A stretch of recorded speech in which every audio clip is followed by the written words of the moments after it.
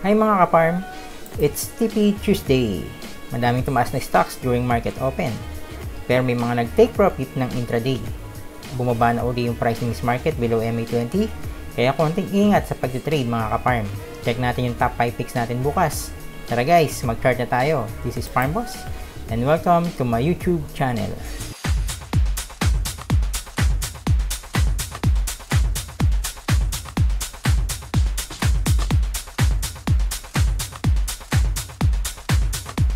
Hi traders! Welcome to our daily top 5 picks program. Disclaimer: guys, supportan natin ang ating channel sa pamamagitan ng pag-subscribe. Pindutin nyo lang yung subscribe button, pag-comment at pag-like ng ating video. Salamat po. Buying signals and stock screening, meron tayong video nyan. Pakihanap na lang po dun sa ating mga tutorials. How to screen stocks. Ito yung itsura nya.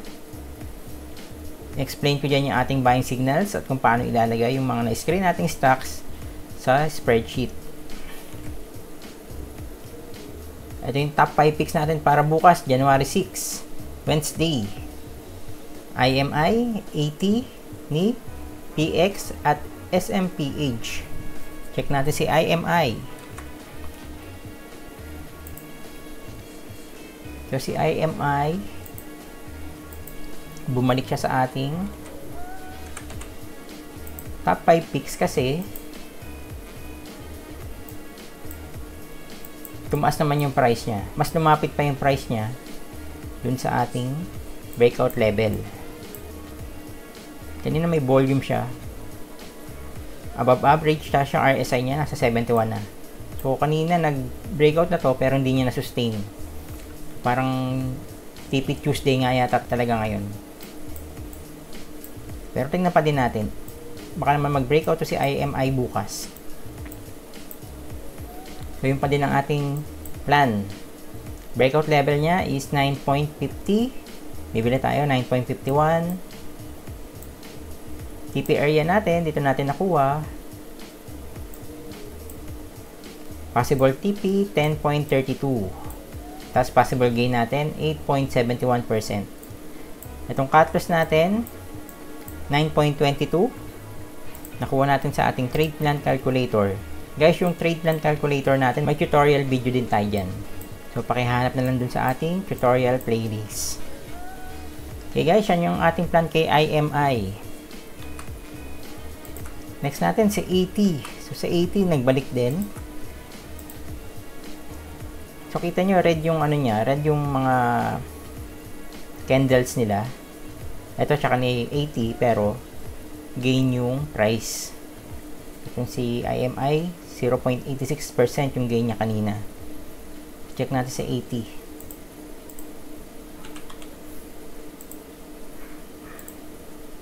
So, si 80, red din yung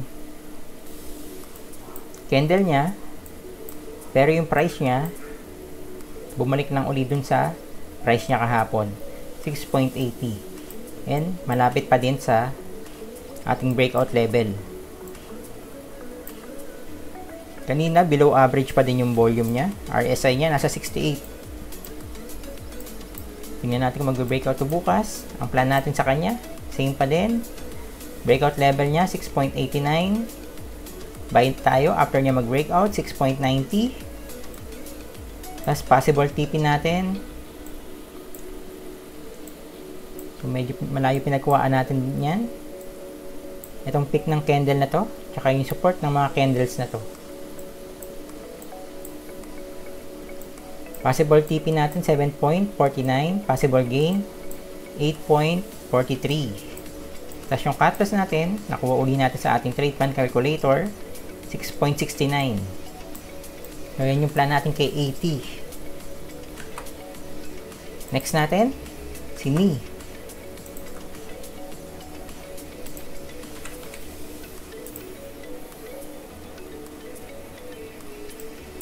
So, may mga paggalaw na din siya. Yung price niya medyo lumalapit na doon sa ating breakout level.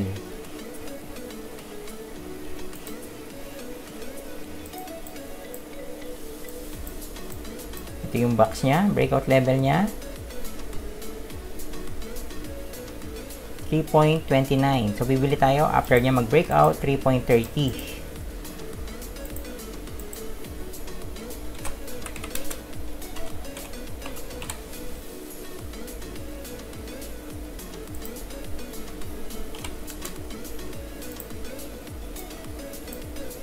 Kasi ni pala, malapit na siya sa 52-week high niya.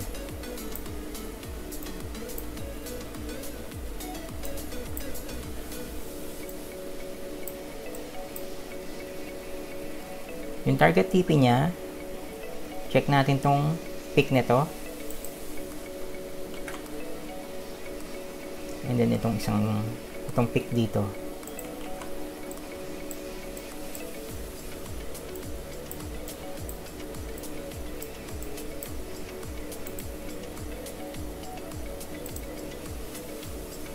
Dito around 8%. Dito around 20%. Kuhain natin tong 8%. So, dito sa mga target TP natin, guys, pwede kayong mag-take profit dito. Pwede kayong take profit na konti. Or kung gusto nyo, pwede na din naman yung full allocation nyo, pwede nyo nang ibenta. Pero kung ako, pag may mga gatong take profit level ako, inuunti-unti ko yung benta. Kunyari dito, 50%. Tapos another TP, 50% ulit. Or kung kaya, another 30%, tapos 20%. Pasakayin mo lang kung hanggang saan yung price aabot. Possible TP natin kay ni 3.57.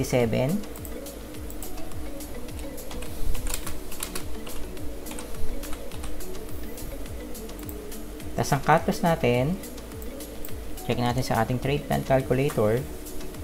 3.30 ang bili natin.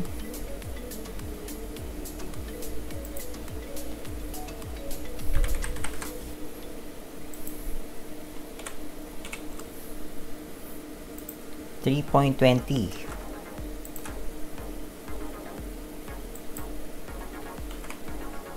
4% cut loss.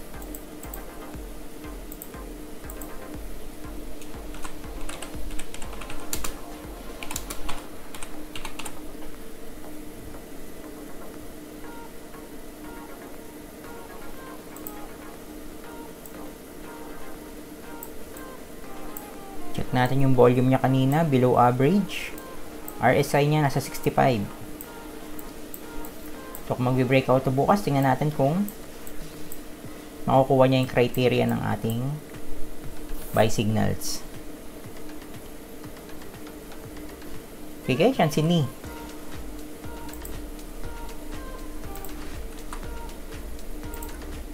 Next natin si PX.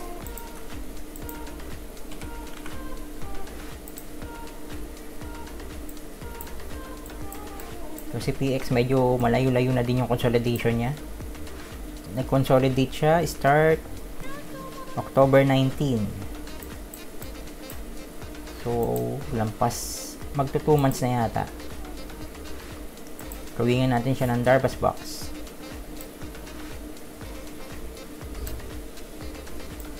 Tapos kanina, na-touch niya na yung taas nung Darvas box. So, ito yung ating breakout level. 5.80. Kaso, hindi niya na-break. Bibili tayo after niya mag-breakout.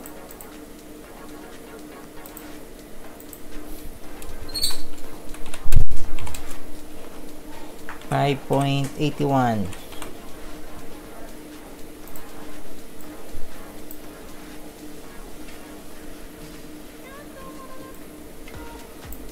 TP natin, kuhain na lang natin dito sa peak. Itong 6.51. 6.50 pala. 52 weeks high niya. Possible gain. 11%.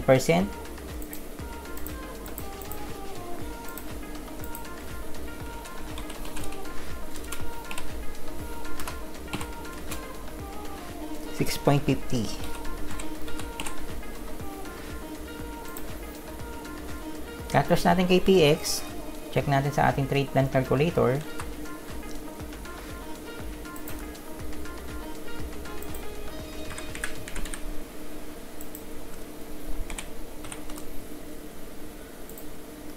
$5.63.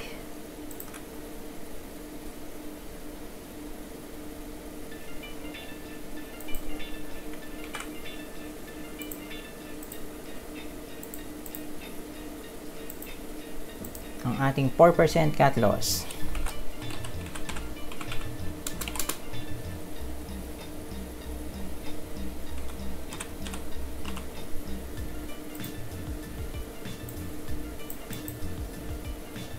Tapos kanina, yung kanyang volume above average, RSI niya nasa 60.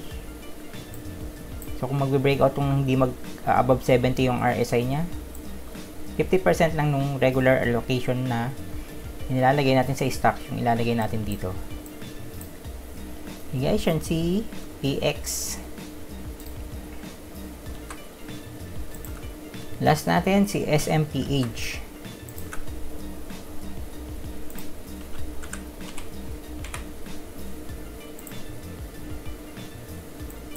Makikita nyo dito yung price ni SMPH nandun sa kanyang breakout level na. Drawingan natin ang box.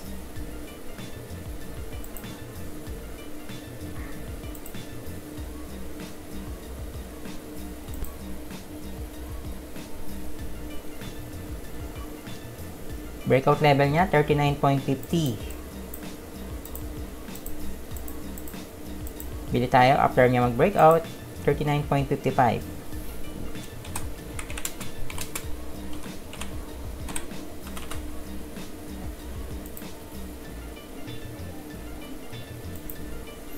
Okay, check natin yung ating TP area or TP level kay SMPH.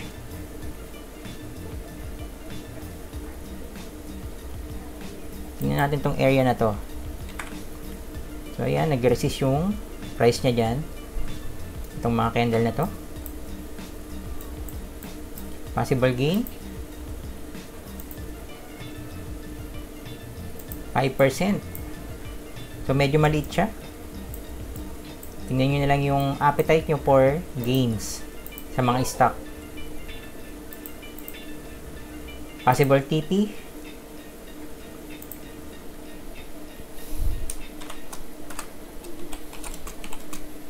41.70.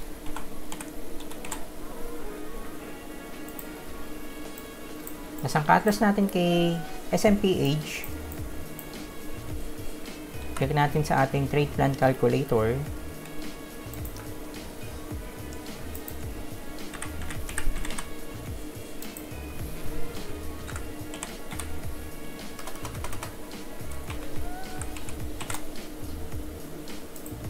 $38.30.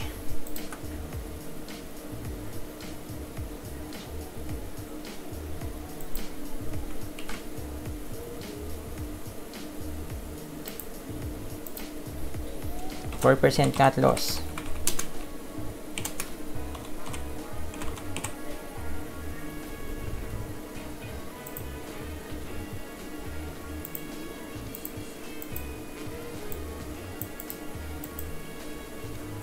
So, ayan yung plan natin kay SMPH. Kanina, yung volume niya below average, RSI niya nasa 60. So, hindi mag-above 70 to pag nag-breakout, kaya maliit na allocation lang ilalagay natin kay SMPH pag nag-breakout. Okay guys, yan yung ating top 5 picks for Wednesday, January 6. Questions and requests? Boss, I just recently subscribed to your channel. Ask ko lang kung anong basis ng 4% cut loss na ginagamit nyo. So, question ni JM Go. Sir JM. Kaya 4%, itong 4% cut loss, personal preference ko siya. So, sulat natin, 4% cut loss.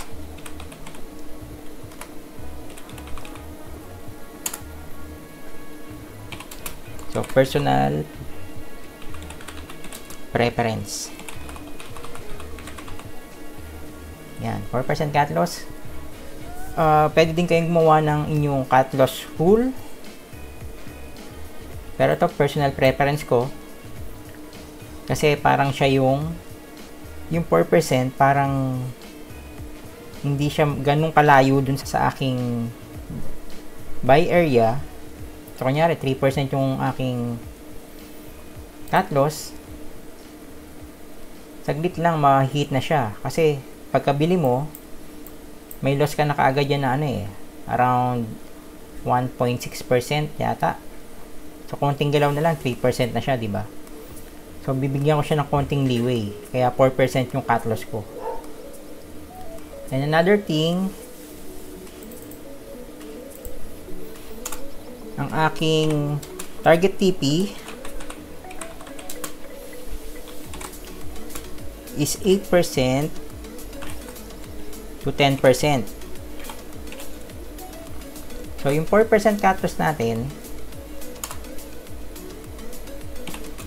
umuugma siya dun sa aking RR ratio or risk to reward ratio natin na 1:2.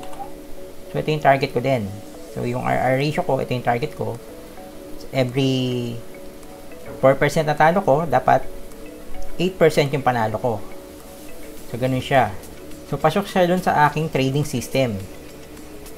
So, ito, risk to reward ratio, 1:2. So, kung 4% yung cut loss ko, kailangan ko mag-TP ng 8% or 10%. Mas maganda kung 10%, diba? So, ayan guys, pwede din yung baguhin yung cut loss nyo kung gagawa kayo ng system. Gusto nyo siyang gawing 5%, gusto nyo siyang gawing 6% or hanggang 8%.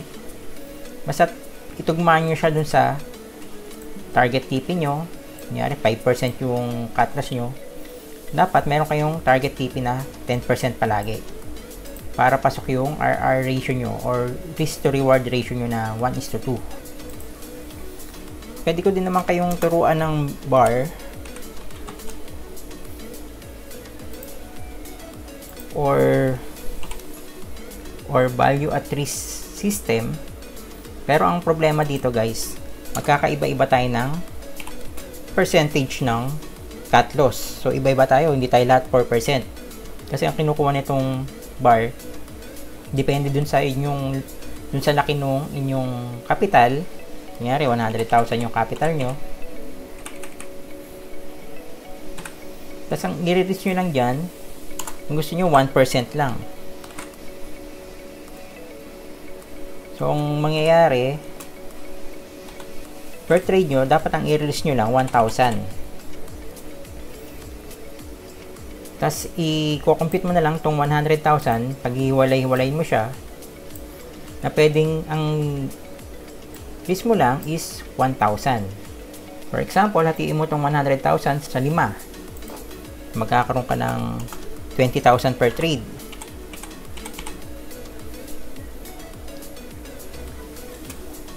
Ang 4% nito is 800.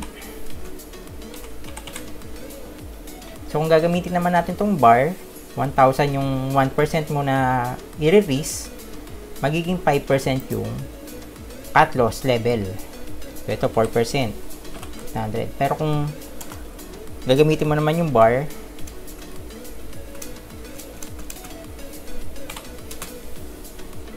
$1,000. So, ito 5% na. Magkakaiba-iba tayo ng percentage. Kaya, pinili ko din tong 4% cut loss para maituturo ko sa lahat or sa same page tayo lahat, diba? Pero kung gusto nyo pag-aralan tong bar, pwede naman. In-incorporate nyo lang doon sa ating trading system. Okay guys, yan. Sir JM, sana na sagot ko yung question mo.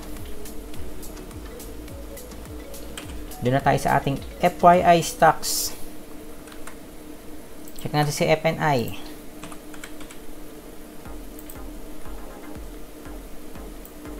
Si FNI may momentum. So, momentum stocks to. Hindi na natin itatrade to ng breakout. Ay, iti-trade pa din pala natin ito ng breakout, pero sa 3 na. So, kung bumalik siya sa 3, or lumampas siya sa 3, ang breakout level natin dito 3. So, ito guys, babantayan nyo yung mga momentum na stock. Tapos hanap kayo ng breakout niya, na pwedeng i-breakout niya.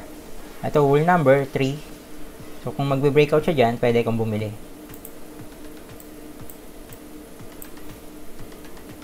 Tapos malapit na siya sa 52 weeks high niya. Okay.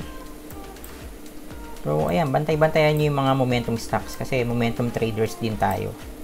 Hindi lang tayo breakout traders. Lagyan nyo lang sistema yung pagbantay. Next natin, si MRC. MRC swing trade naman to.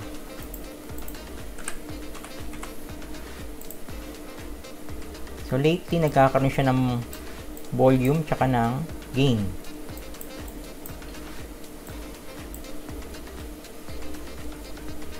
Ang level naman dito, itong 65.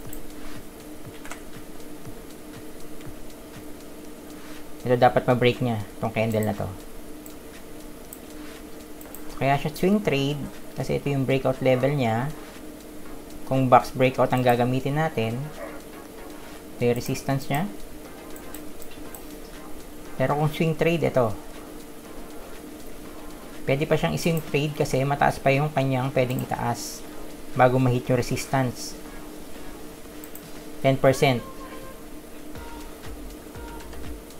So, ito, pwede itong engulf niya itong candle na to pero lumampas na siya dyan. So, susunod naman nating kailangan i-breakout itong candle na to. So, pagka-breakout niya dyan, wala nang tingnan din natin itong area na to. Pero halos wala na siyang harang. So, yan. Yan ang critical area niya. 67 tsaka 65. Pero 65, pag nag-breakout dyan, pwede nang bumili. Okay, yan si MRC. FYI stock, si MM. Guys, hindi lang si MM pala. Yung mga bumabang stocks, pwede natin bantayan. Lakas ng breakout ni MM. Pero pwede niyo siyang bantayan. So, wala tayong, malayo pa yung MA20 niya na pwede niyang pag-bouncean. Pwede natin itong lagyan ng PIB.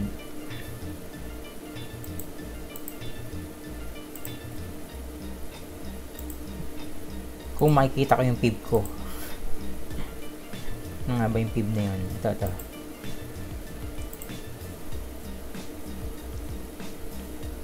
Dito natin siya kukuhain. So, yung candle dito. Or pwede din dito sa ilalim ng box.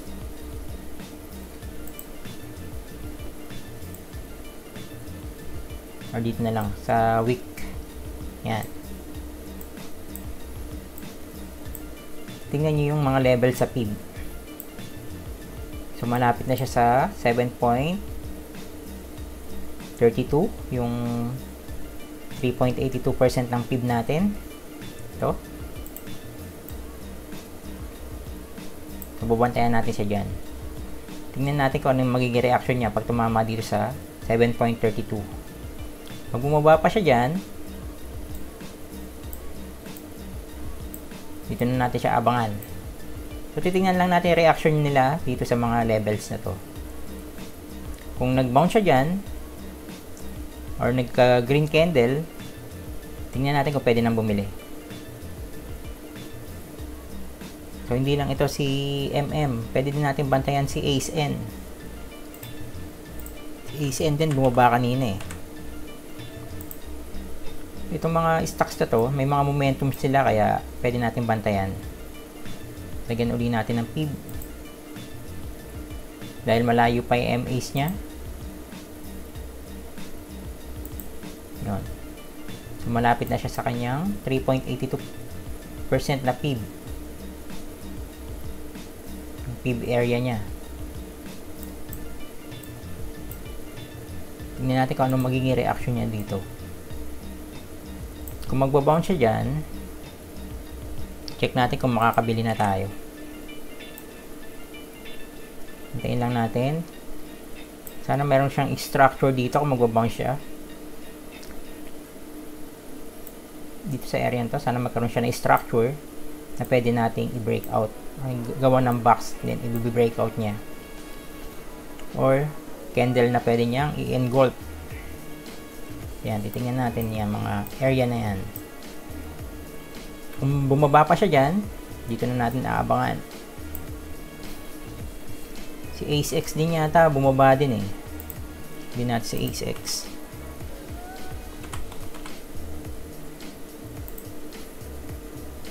Yun, no?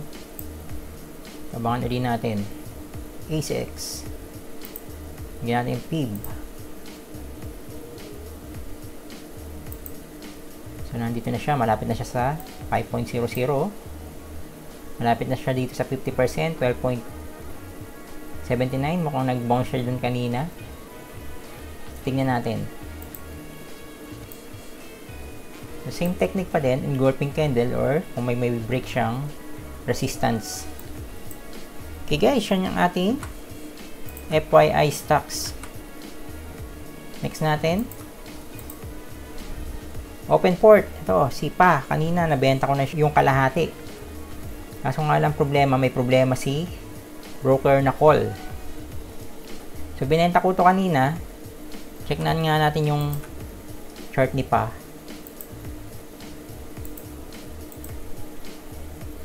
So, SIPA breakout trade ko to eh. Na-trade ko siya ng breakout.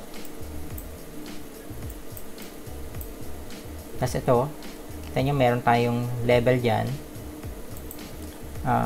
TP area 1.42. Nagbenta na ako dyan kanina. Kasi ang problema kay call, binenta ko siyang 1.42. Na-hit yung 1.42 ko, 1.46. So, na-sell ko siya 1.46. Check nga natin. Yan, si Paul. Trade history. January 5. Binibenta ko to. Yan, nakita nyo, 935. Binibenta ko siya ng 1.42. Kaso na-hit siya 1.46. So, salamat. Apat pa yung tinaas niya. Kaso nga lang, pagdating nung ibibenta ko na yung other allocation natitira, kasi tumaas na siya dito, na-hit niya yung 1.47, tapos nag-stay siya sa 1.44 tsaka 1.45. So nung may bid na 1.44, nag-sell na ako. Ang problema, hindi niya na-hit, hindi niya na-execute. So sayang yun. Ilang percent din siya.